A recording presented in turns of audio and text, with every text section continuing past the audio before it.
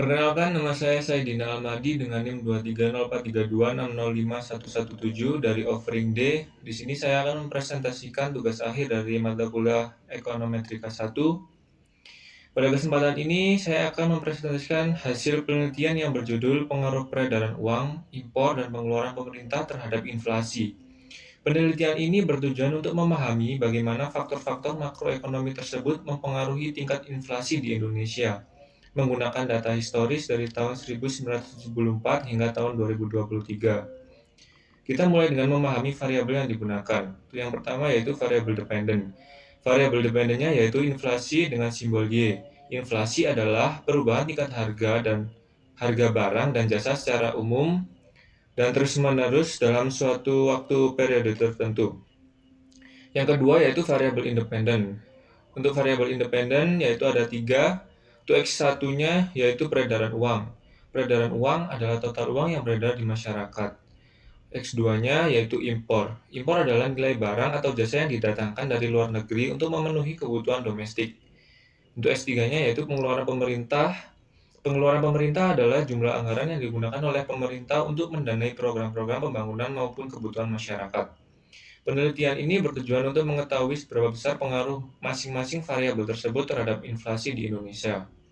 Yang selanjutnya adalah jenis data. Penelitian ini menggunakan data kuantitatif dengan bentuk time series yang mencakup periode dari tahun 1974 hingga tahun 2023, yang dimana total N adalah 50. Data yang digunakan bersumber dari World Bank, sehingga memiliki kredibilitas yang sangat tinggi. Informasi lebih lengkap mengenai sumber data dapat diakses melalui QR Code yang tertera pada poster. Yang ketiga adalah teori ekonomi. Teori yang menjadi landasan analisis. Yang pertama yaitu peredaran uang. Teori dasar ekonomi menyebutkan bahwa peningkatan jumlah uang yang beredar tanpa diimbangi oleh peningkatan produksi barang dan jasa akan menyebabkan inflasi. Hal ini karena daya beli masyarakat meningkat sementara penawaran barang tetap terbatas. Yang kedua adalah impor. Ketergantungan tinggi pada barang impor untuk kebutuhan domestik seringkali meningkatkan inflasi. Hal ini disebabkan oleh pengaruh fluktuasi nilai tukar dan kenaikan harga barang impor, yang pada akhirnya mempengaruhi harga barang pada dalam negeri. Yang ketiga yaitu pengeluaran pemerintah. Jika pengeluaran pemerintah difokuskan pada sektor-sektor yang produktif, seperti pembangunan infrastruktur dan subsidi, maka hasilnya akan menjadi mengendalikan inflasi tersebut, atau dapat dikatakan menurunkan inflasi. Sebaliknya, pengeluaran yang kurang tepat sasaran dapat memicu kenaikan harga yang tidak langsung, atau dapat juga untuk meningkatkan inflasi. Baik, untuk yang selanjutnya adalah grafik dari inflasi Indonesia yang bersumber dari World Bank dari tahun 1974 sampai dengan tahun 2023. Beberapa periode mencatat lonjakan inflasi yang signifikan. Misalnya terjadi krisis ekonomi pada akhir tahun 1998 ya. Namun berkat upaya pengendalian moneter dan fiskal, tingkat inflasi di Indonesia cenderung lebih stabil dalam beberapa dekade terakhir. Data ini memberikan gambaran penting mengenai pola inflasi yang menjadi dasar analisis penelitian. Untuk yang selanjutnya adalah hasil analisis. Berdasarkan analisis regresi linear berganda, ditemukan hasil sebagai berikut, yaitu koefisien korelasi atau R sebesar 0,794 menunjukkan hubungan yang kuat antara variabel independen dan inflasi. Yang selanjutnya, koefisien determinasi atau R square sebesar 0,630 atau 63%. Artinya 63% variasi inflasi dapat dijelaskan oleh ketiga variabel independen yang digunakan, dan sisanya sebesar 37% dijelaskan oleh variabel di luar persamaan regresi. Selanjutnya adalah dampak masing-masing variabel terhadap inflasi sebagai berikut. Yang variabel yang pertama yaitu inflasi, koefisien sebesar 3,584 akan bernilai tetap jika tidak ada variabel yang mempengaruhinya. Yang kedua adalah peredaran uang pada X1.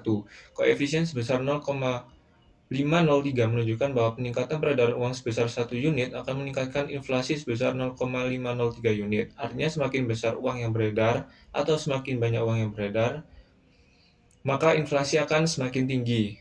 Selanjutnya adalah pada X2 yaitu impor, koefisien sebesar 0,406 menunjukkan bahwa ketergantungan pada impor berkontribusi positif terhadap inflasi. Misalnya saat nilai tukar rupiah melemah, harga barang impor naik sehingga inflasi di dalam negeri ikut terdorong naik. Yang artinya di mana sebesar 1 unit impor atau 1% impor akan meningkatkan sebesar 0,406 inflasi. Yang selanjutnya adalah X3 yaitu pengeluaran pemerintah. Koefisien sebesar minus 1,510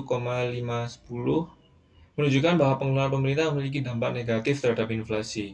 Artinya, pemerintah mampu mengelola anggaran secara produktif, seperti untuk pembangunan infrastruktur atau subsidi produktif. Inflasi dapat ditekan. Hasil analisis ini menegaskan bahwa pengelolaan kebijakan fiskal dan moneter yang sangat tepat penting dalam mengendalikan inflasi. Selanjutnya adalah sebagai kesimpulan, penelitian ini menunjukkan bahwa peredaran uang dan impor memiliki hubungan positif dengan inflasi. Artinya peningkatan variabel tersebut cenderung meningkatkan inflasi. Selanjutnya adalah pengeluaran pemerintah memiliki hubungan yang negatif, menunjukkan bahwa pengelolaan anggaran yang tepat dapat menjadi alat penting untuk mengendalikan inflasi. Penelitian ini diharapkan dapat menjadikan bahan pertimbangan bagi pembuat kebijakan dalam menyusun strategi ekonomi yang lebih efektif. Sekian atas presentasi saya. Terima kasih.